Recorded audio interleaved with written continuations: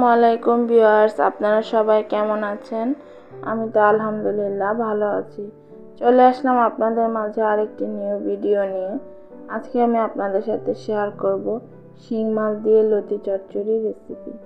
চলুন দেখে নিই। কড়াইতে সামান্য পরিমাণে তেল দিয়ে দিলাম। এখন দিয়ে দিলাম হাফ চামচ লবণ, হাফ চামচ হলুদের পাউডার।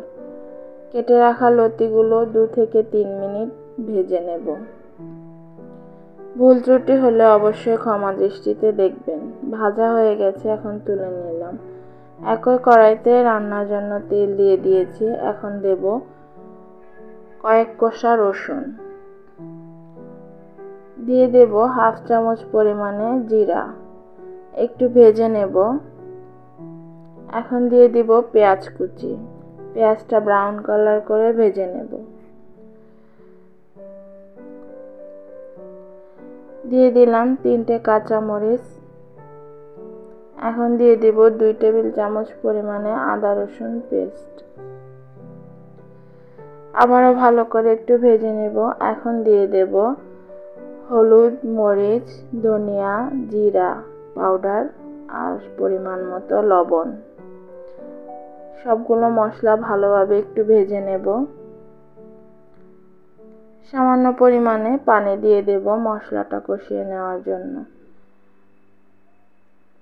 এখন দিয়ে দেব কেটে রাখা টমেটোগুলো একটু ভেজে নেব। ভাজা হয়ে গেছে। এখন শিং মাছটা দিয়ে দেব। আমি লবণ হলুদ মেখে রেখেছি 10 মিনিটের জন্য। এখন ভালো করে মশলার ভিতর মাছটা ভেজে নেব।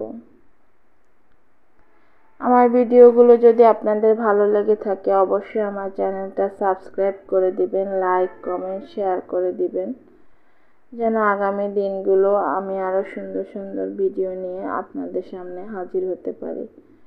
মাছটা কষানো হয়ে গেছে। এখন ভেজে রাখা লতিগুলো দিয়ে দিলাম। এখন লতিগুলো একটু কষিয়ে নেব। অবশ্যই আপনারা এভাবে ট্রাই করবেন শিং মাছ দিয়ে লতি চচ্চড়ি। অবশ্যই ভালো লাগবে আশা করছি।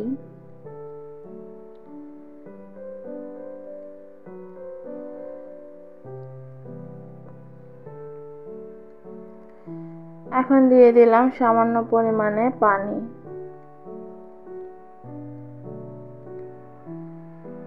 পানিটা প্রায় শুকিয়ে গেছে। এখন আমি ধনিয়া পাতা কুচি দিয়ে দিলাম।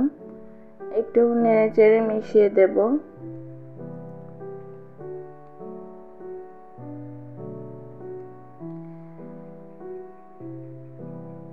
এই পর্যায়ে চুলাটা অফ করে দেব। দেখতেই পাচ্ছেন মাশাআল্লাহ কতটা সুন্দর হয়েছে। আল্লাহ হাফেজ।